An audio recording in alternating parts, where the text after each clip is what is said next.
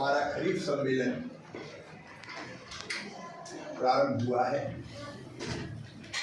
और team agriculture आज यहाँ उपस्थित है सम्मेलन। टीम एग्रीकल्चर का मतलब है राज्यों की टीम, केंद्र की टीम जिसमें आईसीआर शामिल है,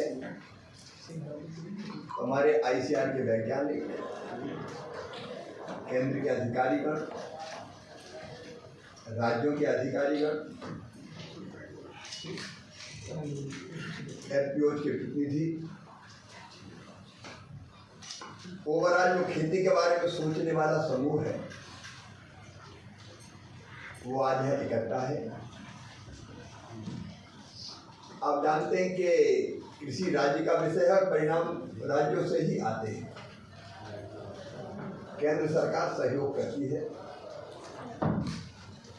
माननीय प्रधानमंत्री श्रीमान नरेंद्र मोदी जी के नेतृत्व में हमारी कोशिश है कि देश की खाद्य सुरक्षा सुनिश्चित करें, किसानों की आजीविका बेहतर बनाए और पोषण युक्त आहार भारत की जनता को उपलब्ध हो। उसके लिए खरीफ की फसल की और रबी की फसल की व्यापक तैयारी, बोने के लिए उपयुक्त बीज की, अलग अलग जो हमारे मिशन हैं उनको ठीक से नीचे ले जाने की, इसमें व्यापक पैमाने पर चर्चा होती है। राज्य अपनी अपनी तैयारी करके आए क्योंकि पहले वर्चुअल बैठकों के माध्यम से राज्यों को सारे विषयों के बारे में बताया गया था और अधिकारियों से हमने कहा है कि राज्यों को जो दिक्कत आती है उस समस्याओं पर भी वो ढंग से चर्चा करें। पहले ये सम्मेलन केवल एक दिन का होता था, हमको लगा कि इतने बड़े देश में एक दिन के सम्मेलन में काम चलता नहीं, तो एक दिन सारे अधिकारी मित्र बैठ के विचार विमर्श करेंगे। 3 समूहों में अलग अलग राज्यों को बांट के ये चर्चा होगी और दूसरे दिन राज्यों के कृषि मंत्रीगण भी कल जो विषय अभी चर्चा के हमारे हैं उनमें एक आत्मनिर्भरता, डाइवर्सिफिकेशन और उत्पादन में वृद्धि है। उत्पादन में वृद्धि के मुद्दे पर मैं एक बार फिर दोहराना चाहता हूँ। मुझे कृषि मंत्री के नाते ये कहते हुए संतोष है कि देश के किसानों के परिश्रम से, भारत सरकार की योजना, प्रधानमंत्री जी के नेतृत्व और नीतियों के कारण, हमारे वैज्ञानिकों ने जो नई नई किस्में बीजों की बनाई उनके कारण, और राज्यों ने भी अपने अपने राज्यों में मेहनत की। इस बार सारे रिकॉर्ड उत्पादन के हमने तोड़े हैं। इस वर्ष में, इस साल कुल मिला के जो खाद्यान्न उत्पादन के आंकड़े आ रहे हैं 3765.63 लाख टन अनुमानित है, जो पिछले साल से 188 लाख टन अधिक है। अपने आप में ये रिकॉर्ड उत्पादन है आज तक का सबसे ज्यादा। और उत्पादन बढ़ा तो केवल चावल का नहीं बढ़ा, चावल का उत्पादन रिकॉर्ड अब दुनिया में हम नंबर 1 है, चीन को हमने पीछे छोड़ दिया है। गेहूं का उत्पादन बढ़ा है, चावल का उत्पादन 1540.24 1540.24 लाख टन हो गया है। गेहूं का 1206.57 लाख टन हो गया है, 1206.57, और मक्का का 550.92 550.92 लाख टन हो गया है। लेकिन केवल इन्हीं का उत्पादन नहीं बढ़ा, तिलहन का उत्पादन भी रिकॉर्ड स्तर पर पहुंचा है, जिसमें 430.59 लाख टन तिलहन का संभावित है, जिसमें मुख्य रूप से मूंगफली 130.74 लाख टन और रेपसीड सरसों 137.68 लाख टन के रिकॉर्ड उत्पादन हुआ है। दलहन का उत्पादन भी बढ़ा, पूरे आंकड़े में हमने जारी किए हैं, लेकिन अभी और बढ़ोतरी की संभावना है। दो चीज़ें हैं जिनमें बहुत काम करने की जरूरत है। दलहन और तिलहन अभी हम इंपोर्ट करते हैं, तो दोनों के मिशन बनाए हैं, राज्यों के साथ मिलकर विचार विमर्श कर रहे हैं। अच्छे सीड रिप्लेसमेंट की दर बढ़ाना, डेमोन्स्ट्रेशन, उसके साथ साथ प्रोसेसिंग की व्यवस्था, सब इसमें है। तो राज्यों के साथ इस पर विस्तार से बात करेंगे। वैसे तिलहन मिशन पर बात करेंगे। बागवानी में हम लोग हार्टिकल्चर में काफ़ी तेज़ी से आगे बढ़ रहे हैं, संभावनाएं भी काफ़ी है। तो MIDH पे बात करेंगे, कॉटन मिशन पे हम बात करेंगे। फिर आज की जो परिस्थितियां हैं उनमें धरती आने वाली पीढ़ियों के लिए भी खाद्यान्न का उत्पादन करती रहे और बदलते हुए क्लाइमेट चेंज के इस माहौल में जो गर्मी भी पीक पर है और कई बार बारिश भी होती तो एक साथ होती है, बीच में गैप बहुत होता है, कई तरह की परिस्थितियां बदली है। तो उस बदलती हुई परिस्थिति में हम और क्या क्या कदम उठाएं उस पर भी आज चर्चा होगी। हम प्राकृतिक खेती पर चर्चा करेंगे, सॉइल हेल्थ कार्ड पर चर्चा करेंगे, फर्टिलाइजर्स का संतुलित उपयोग कैसे हो, क्योंकि कई किसान जानकारी के अभाव में भी जितनी जरूरत नहीं उतना डालते हैं। तो कोशिश ये होगी कि संतुलित उपयोग हो फर्टिलाइजर का, उस पर भी बात होगी।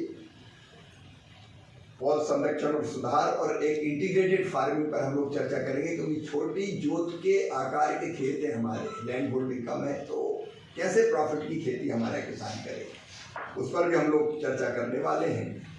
और तीसरा है खेती के लिए हमको वित्त पोषण की व्यवस्था, किसान को पैसा भी चाहिए और पोस्ट हार्वेस्ट मैनेजमेंट भी चाहिए, और जो जोखिम आता है, कई बार फसल खराब होती है तो उससे भी सुरक्षा चाहिए। तो हम लोग कृषि ऋण के बारे में मुझे कहते हुए कोई संकोच नहीं है कि अभी भी असमानता है, कुछ राज्यों में काफ़ी कम है ये, कुछ राज्यों में बहुत ज़्यादा है। इस पर हम लोग चर्चा करेंगे कि सब राज्यों में अगर किसानों के पास लगाने की पूंजी होगी, KCC होंगे, उस पर लोन मिलेगा तो वो ज़्यादा बेटर खेती कर पाएंगे। फिर हमारा एग्री इंफ्रा फंड है, उसका कैसे बेहतर उपयोग हो सकता है उस पर हम चर्चा करेंगे। PM आशा के तहत खरीद ठीक से हो, उस पर भी हम लोग बातचीत करेंगे। डिजिटल कृषि के बारे में फार्मर ID बन रहे हैं, उस पर हम लोग चर्चा करने वाले हैं। और FPO और कैसे बेटर काम कर सके, अलग अलग राज्यों के समूह A, B और C इसमें बनाए गए, वो आपको उपलब्ध करा दिए जाएंगे। तो दिन भर इन विषयों पर चर्चा चलेगी। और कल जब कृषि मंत्रीगण सब यहाँ होंगे तो फिर अलग अलग विषयों पर यहाँ प्रेजेंटेशन किया जाएगा। राज्यों का और देश का कृषि रोड मैप खरीफ की फसल के लिए हम लोग फाइनल करेंगे और उसके हिसाब से सब व्यवस्थाएं करके हम राज्य और केंद्र मिल के जो लक्ष्य उनकी पूर्ति का प्रयास करेंगे। इस बीच एक और अभियान पर चर्चा करेंगे, खेत बचाओ अभियान पे, तो उस पर भी व्यापक चर्चा के बाद फिर कल हम लोग अपनी बात कहेंगे। देश बढ़ा इसलिए इस बार केवल ये नेशनल कॉन्फ्रेंस एग्रीकल्चर की नहीं हो रही, इसके अलावा हमने रीजनल कॉन्फ्रेंसेस शुरू की है। अभी 3 रीजनल कॉन्फ्रेंस हमारी संपन्न हो चुकी है, एक हमारी जयपुर में, एक लखनऊ में, एक भुवनेश्वर में, अभी 2 और होनी है, एक नॉर्थ ईस्ट में और एक दक्षिण में।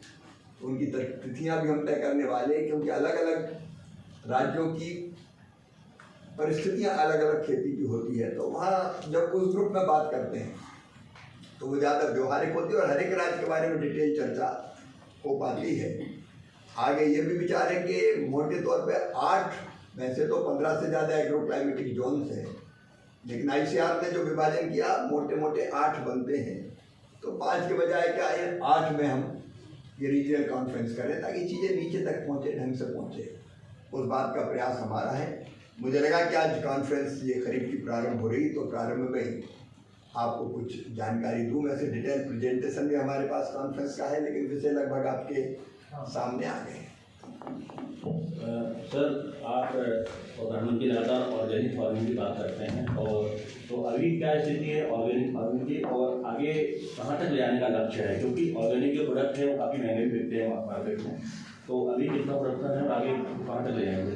ऑर्गेनिक फार्मिंग पे भी जोर दे रहे हैं, प्राकृतिक कृषि पे भी जोर दे रहे हैं। मुझे बताते हुए प्रसन्नता है कि प्राकृतिक खेती का जो मिशन हमने बनाया है उसके अंतर्गत लगभग 8 लाख हेक्टेयर ज़मीन में हमारे किसानों ने प्राकृतिक खेती प्रारंभ की है।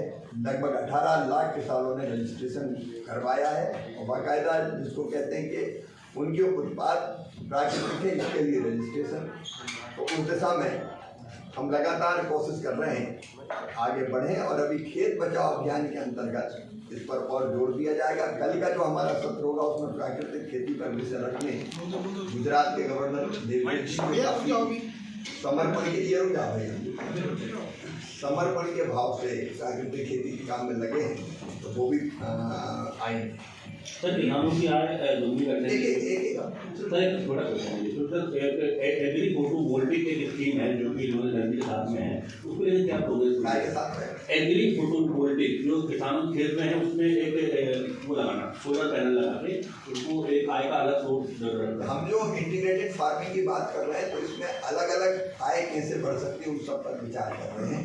अलग अलग चीज़ों पर हम काम कर रहे हैं। जैसे मैंने अभी बताया कि केवल अनाज की खेती नहीं, बाकी चीज़ों की खेती भी, पशुपालन भी, बाकी भी, और अगर अन्नदाता ऊर्जादाता बनता है उसके लिए भी हमारी योजना उस पर भी काम करेगी। सर, यहीं पे इसी कैंपस की साइड में एग्री फोटोवोल्टाइक का एक लगा हुआ है, हमने आपके पास बाकी इंस्टीट्यूट पे भी है, तो उसमें नीचे कौन सी तो नीचे ग्राफ ऊपर भी थी, उस पर अभी प्रारंभिक काम शुरू हुआ है और उसको आगे और पिछले वर्ष में पेस्टिसाइड मैनेजमेंट बिल आपने इनवाइट किया था ना, उसका क्या? उसमें कई सुझाव आए हैं, हजारों। उसका विश्लेषण करके हमारी कोशिश होगी कि संसद के आगे सर, दलहन और तिलहन को लेकर के बहुत की बात कर रहे हैं, क्या कुछ क्लस्टर वाइज डेवलप कर रहे हैं? हाँ, ये जो दलहन मिशन है इसमें क्लस्टर्स में ही हम लोग काम करेंगे। अलग अलग राज्यों के साथ मिलकर क्लस्टर्स का चयन किया गया है। उन क्लस्टर्स में अच्छे बीज, डेमोन्स्ट्रेशन, अच्छी जो पद्धति है प्रणाली उसको अपनाना, और उसी क्लस्टर में दाल में भी प्रोसेसिंग के लिए खोलना, तो क्लस्टर अप्रोच भी हम दलहन में 400 के आसपास क्लस्टर है। ठीक है, ठीक है।